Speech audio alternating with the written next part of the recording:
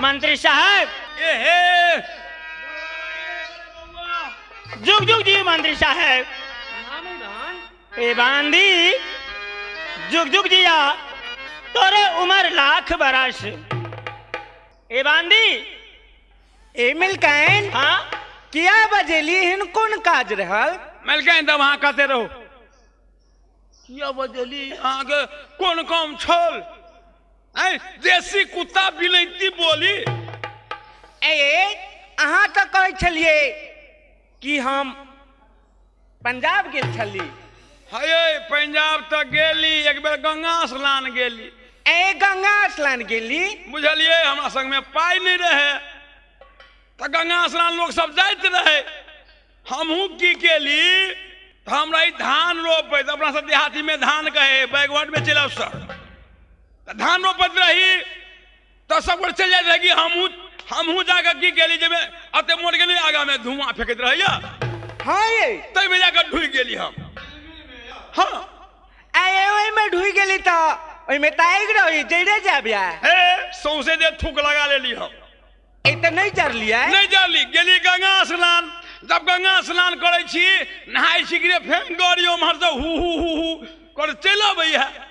आप हम जे नहीं चढ़ू तब छूट जात। हमहू की के लिए धोती पहनने रही तर ऊपरा एक डाका खोइस लेली घोक एना के तान लेली आ नुआ के ना के पेट में ध लेली तो लोग के की कहे जे धिया पुता हुआ वाला है। ए जनानी बन गेलिया। हां तो 5-6 जनानी सब रही कि ना हाय हमरे चल आओ हाय हमरे चल आओ।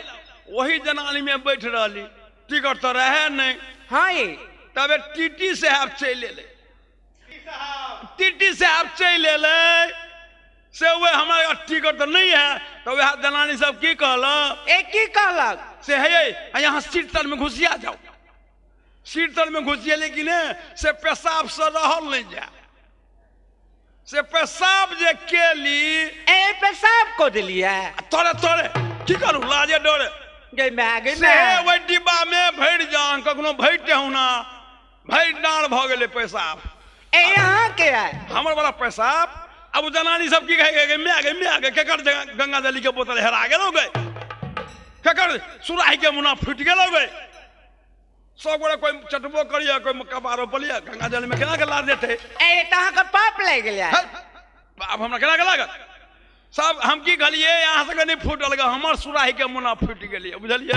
हाय थोड़ी देखबै छे मन के तरसबै छे थोड़ी देखबै छे मन के तरसबै छे कैला मारे छे हमरा जान गए हमर गाम वाली कनिया कैला मारे छे हमरा जान गए हमर।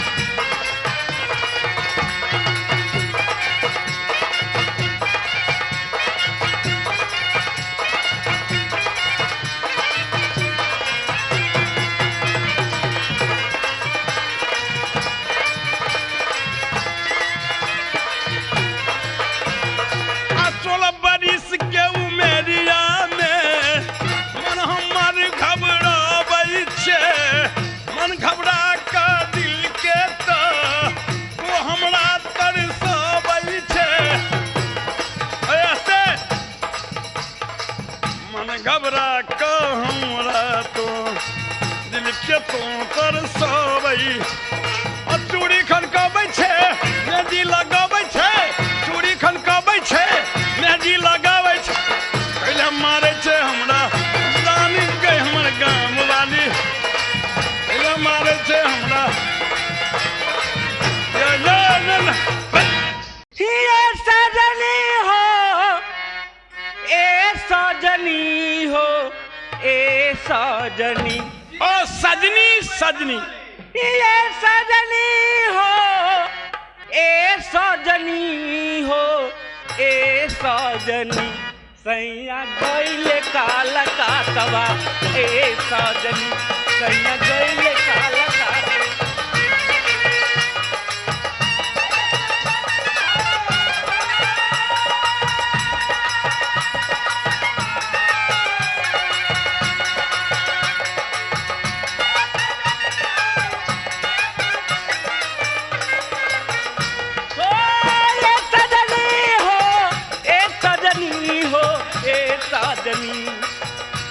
सजनी सैया गइल कलकत्तवा ए सजनी सैया गइल कलकत्तवा नहीं तो बजबत रहा, बजबत रहा।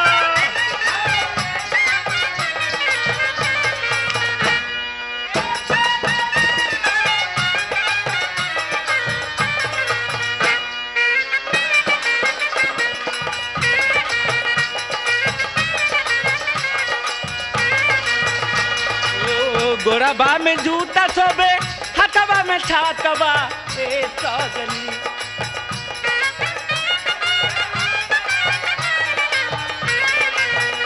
हो गोरबा में जूता सोबे हथवा में छातवा ए सजनी कैसे चली है डगारिया ए सजनी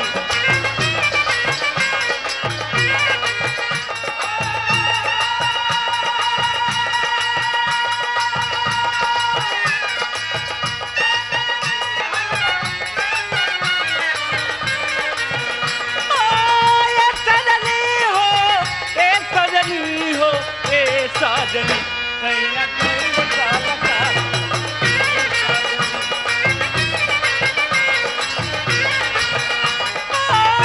सजनी हो ए सजनी हो ए सजनी सजनी हो ए सजनी हो ए सजनी सैया गइल कलकत्तवा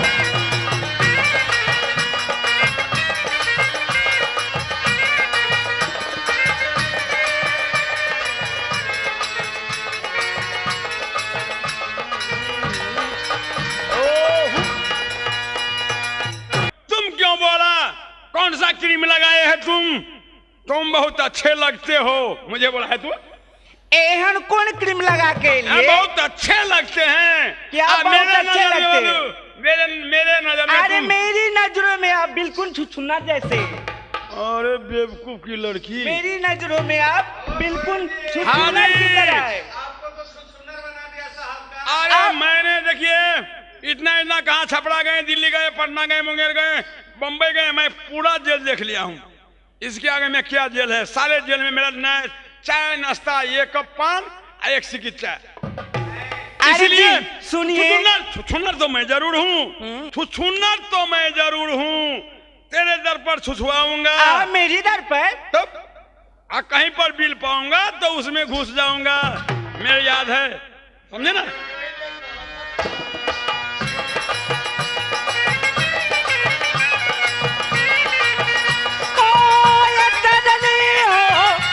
सजनी हो ए सजनी, ये सजनी हो ए सजनी हो ए सजनी, कहीं गइल कलकत्तवा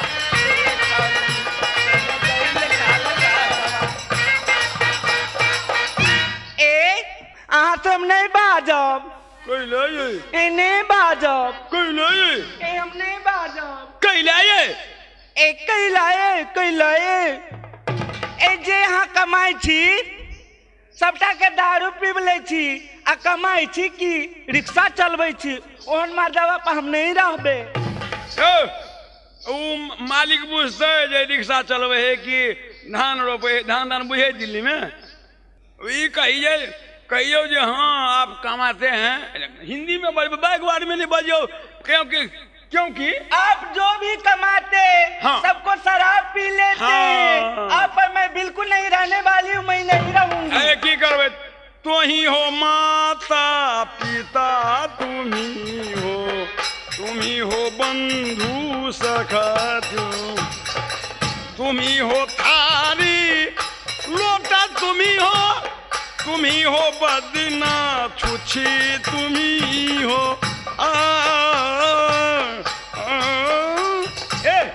जो हम किए ए बाजा वाले ए कन्हा ए ओकरा चिन्है छियै के हेते? क्या ये देवता कोई उखड़ गया है। अरे देवता अभी नहीं होगा, इससे आगे पर्दे पर देखिएगा सर, क्योंकि राज अभी बाकी है, अब बात अभी बाकी है, नाच अभी बाकी है, देखनहार अभी बाकी है। हाँ ए वो कन्हा नहीं छे, हमर भाई साहब छे, हमर भैया। अहाँ के हाथिया आगे भाई भेलिया? हाँ ये अच्छा इंग्लिश में ओकरा कहै छै ब्रदर माने भाई छै। हाँ हमर भाई छै जेठका। गोर लगै छी भैया। ए अहाँ के जेठका आयो अहाँ के बहिनो नाच करो भैया। ए हमर नाम जिमछी छै। ए हेले हल्ला न गर्नु बर्दा कुरा गरेर फेरि। ए आयो भैया दुनु बा बहिनी अवश्य नाच कर नै यौ।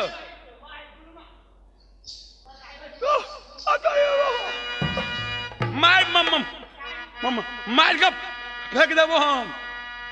हाँ आगे आधे समय नहीं दियो फिर पाठ है दे बुझलिए। हाँ ये तब मैलकान के मार गेल है। ए मिलकैन आंगन में चल गेलखिन बुझाए। अब के सवात तो ऐती लगलै मैलकीनिया के बूढ़िया तो अब बनलै।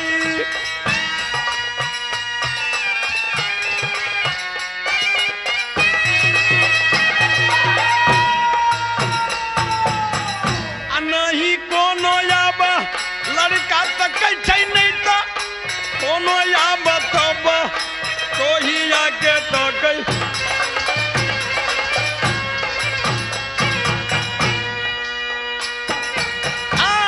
धान सात चौड़ भ गेलै अपने तो बउआ जी।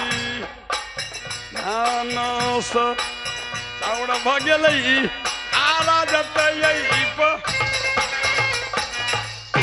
सरकार हम और मालिक दोनों आदमी लड़का तकैत तकैत 14 पसेरी के जूता मालिक के खिया गेले आ 20 परस के जूता हमरा।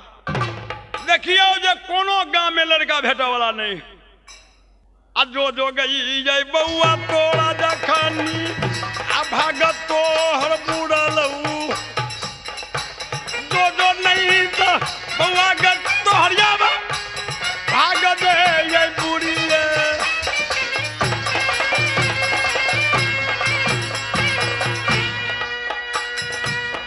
ये तने तयई नतिया यो मालिक याबा ये तने मिनतिया छै। ये तने नतिया यो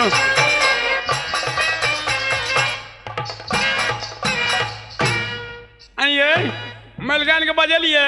हाँ ये मिलकैन ते एलखिन मलकान। हाँ ये मलकान के प्रणाम क अपने सब से नीक से बातचीत करू।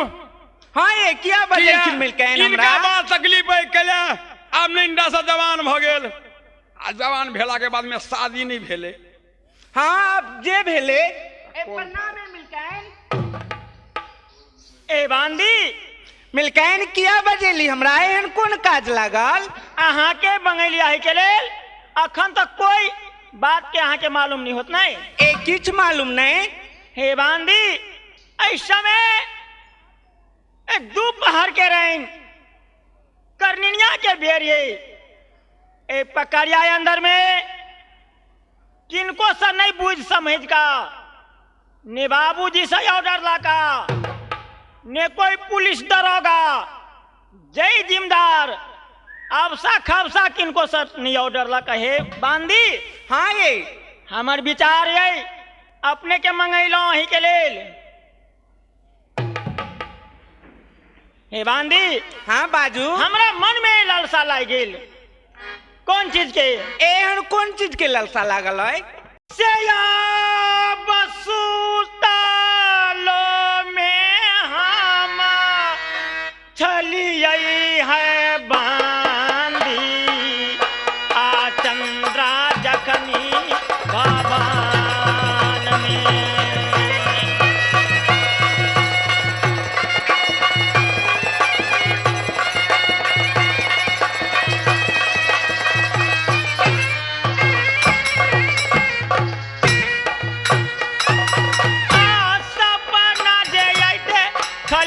बांदी आई नगरा पकड़िया में आ सपना देखा लिया आ कोहबर के या बघार में बांदी है बांदी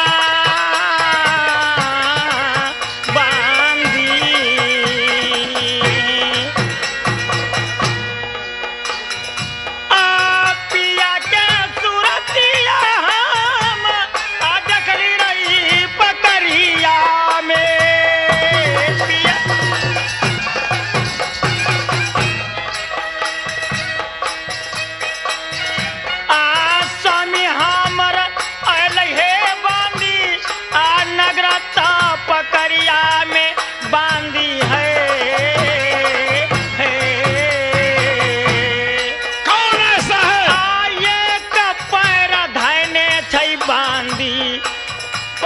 के आई नीचा में दोसर पैर धैलकई आ वही जई पलंग आ गोदी में खेला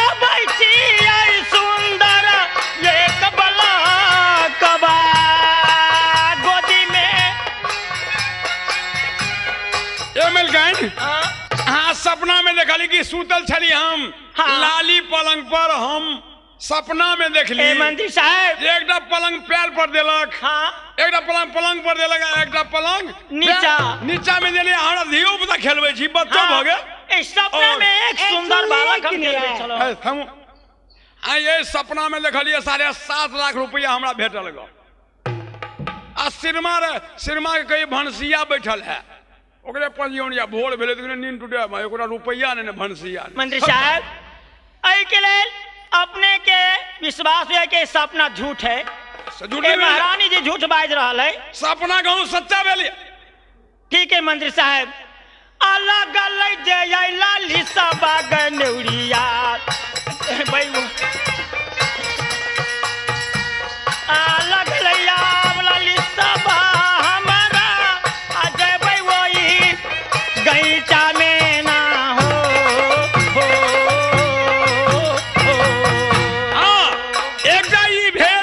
अपने बगीचा में चलू बगीचा घूम फिर लिया अपन घूम कर देख लिया बाबा लगने है बगीचा कई बगीचा के अपना घूम फिर के निरीक्षण कर लिया आ चलू चल आ सुंदर सुंदर हम फूल गनौरिया आलोर वही बगीचा में आ बताही के चलते हमें बोलौली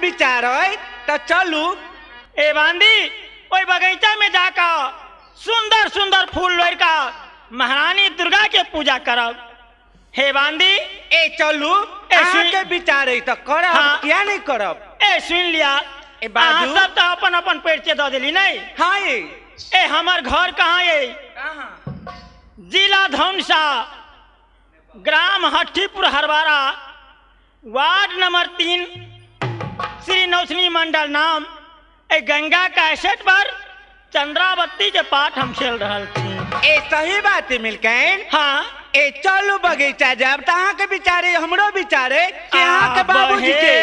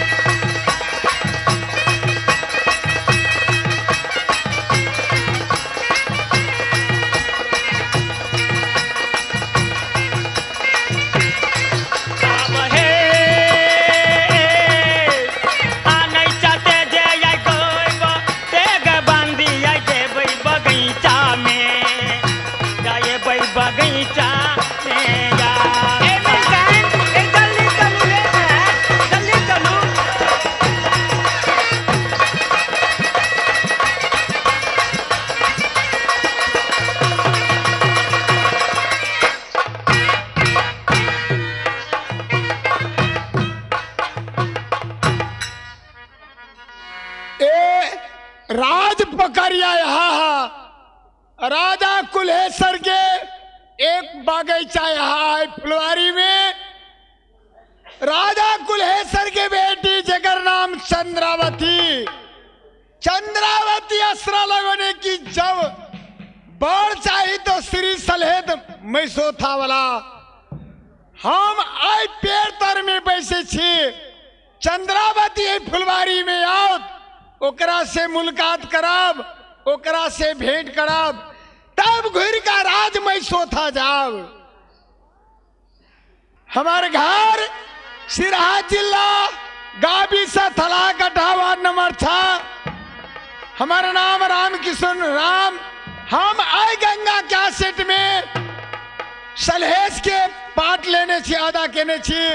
सबको अपन अपन गंगा कैसेट के अपना अपना घर में टीवी में अपने अपने देखा।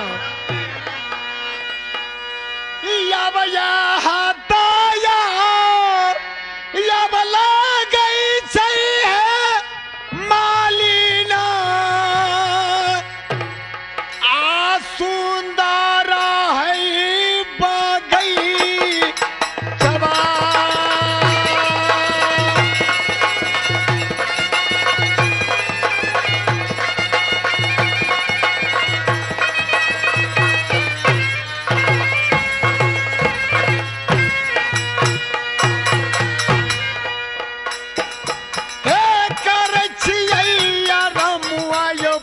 सब यही बुलाय बरिया में करे छिया रमुआ यो प्रेमी सब यही बुलाय बरिया।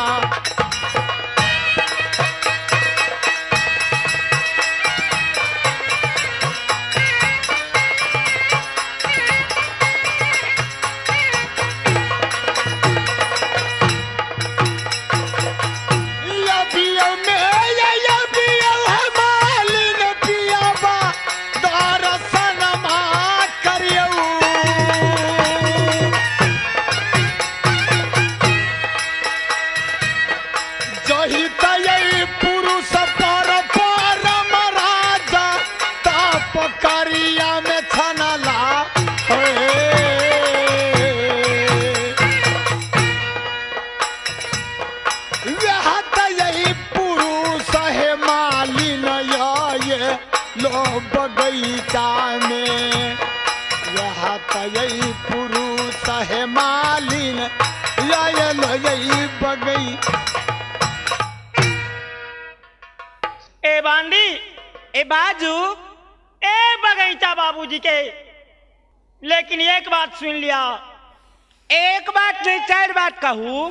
रात अनहारी और दोसर में जनेना जाती है बांदी। हाँ ये राजा रजबार के बेटी कभी घर से निकला वाली नहीं। ऐसा में किनको से नहीं ऑर्डर लगा और जा रहा थी बगीचा में। भाष के कोई चोर बदमाश कोई डाकू लुटेरा रास्ता ने भेटे है बांदी तई सपने और हमार जान बचा बिहार। ए संगे हम नहीं छी, यहाँ के शंका किया हो हाँ। ए बांदी ए मिलकन ये बगीचा अही बगीचा में चले अपना दोनों बहन फूल लो रहा। फूल लोर का अपना डलिया में धा का जे फूल के गाछ सुखल हो ओई में जल ढार का और महारानी दुर्गा के पूजा कर। सही बात है मिलकन। ए बगीचा तो बड नीके अहाँ के ए कते निक मह करिए है। आयली फूला लोरा बई गए बांदी आई बेली फूला लोरा बई रे जा।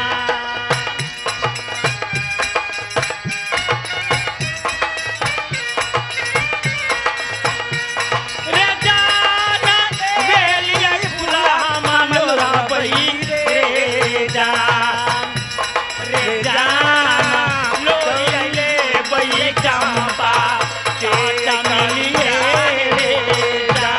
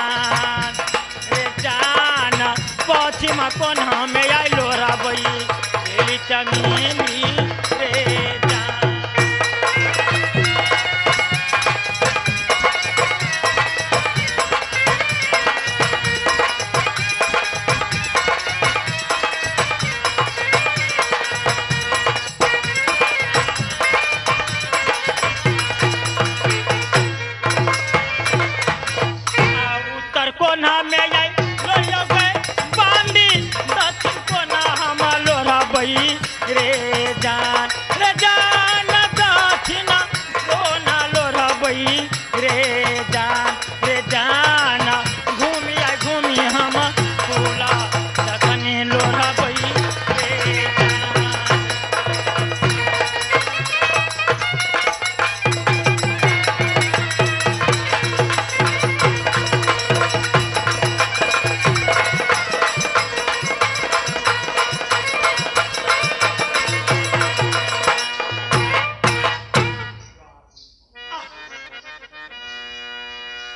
ए बांदी ए मिल्कायन की भेल इस समय ए बगीचा में प्रतिरोज फूल लोढ़ब छलो हे बांदी, हाँ लेकिन किनको नहीं बगीचा में देखी छली। ये बगीचा में बेगर इजाजत के पिताजी साइन बोर्ड में लिख देने छथिन, बेगर इजाजत बेगर ऑर्डर के ए बगीचा में कोई प्रवेश नहीं भ सकैया। लेकिन हे बांदी एक की लेकिन आ खाली लेकिन कही छी, एहन कौन लेकिन की लेकिन ए बगीचा में किनको देखे छियै यहाँ? ए हम तो किनको नहीं देखे छिए। ए पूरा बगीचा घूम गेलो अपने के नजर नहीं पड़ल? नहीं हमरा तो नजर फूल सब पे रंग बिरंग के फूल छे, हम खाली फूले देखे पछी। ए बांदी ए बाजू ए 3 तरफ फूल लोर का उत्तर कोण में जो फूल लोर गेलो तो एक चंदन के पेड़ तर में लौका जी का लौगै बिजली जी का चमकै ए हमरा नैन में समा गेल हे बांदी। हाँ आप विश्वास नहीं हो बगीचा में अपना सबके इज्जत बचतो। ए किया शंका करे छी, हम तो ही ठाम छी। ए शंका यही के कहा कि नहीं कहा के चोर बदमाश ए बगीचा ने प्रवेश भगेलखिन। अपने एक उपाय करू। एक कोई एहन कौन उपाय अपने के लेल तो हम जान देबा वाला छी। उपाय कौन? ए बांदी ए बगीचा ने हम एक पांति लिख रहा छी, ए पांति लगा जाओ पिताजी लगन जय पकड़िया अंदर में सभा लगौने छथिन, उनका कह देवी के राजा साहेब चंद्रावती अपने सही ऑर्डर नहीं लगा और चल गलखिन बगीचा में। कहाँ कि ने कहाँ के चोर बदमाश कोई डाकू लटेरा बगीचा ने प्रवेश भगल की अपने फौज पलटन साइज का जाओ बगीचा में चोर पकड़ के लिए। ठीक बात है मिलकैन, अपने पाती दिया हम जाकर उनका कह देवे। हे भगवान महारानी दुर्गा कहलखिन हे बेटी जय पुरुष पे अपने परम ठाइन का ए पकड़िया में जवानी अवस्था गमैने छा ओ पुरुष कहाँ तो बगीचा ने हम भेज देली, जल्दी से अपने निंद्रा त्याग का और जाओ बगीचा में। बांदी को तो हम भेज देली, जा रहा छी उनका सब ए प्रेम करा भाषा की वो देवता होतीन तो हमरा सब बाजत से अहाँ के आ घर हो बटोहिया आ किए नाम जखनी लगैया आ कहाँ अपने के घर बटोही।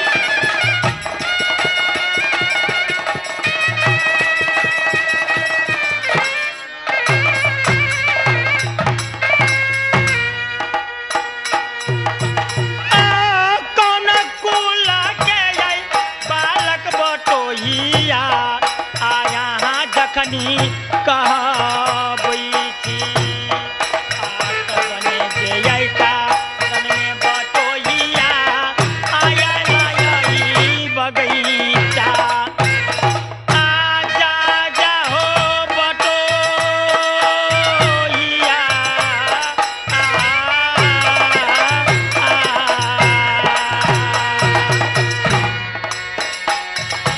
आखू दे नाम बटो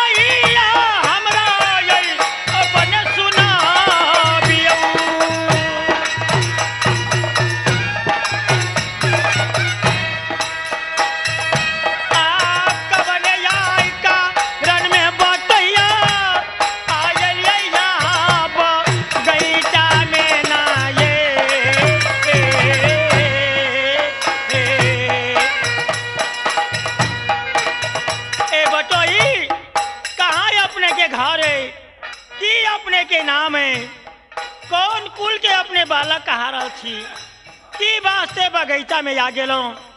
लेकिन महारानी दुर्गा कहल की नहीं बेटी जय पुरुष पर तो पन्ने ठनने था ओ पुरुष के हम भेज दिली बगीचा में।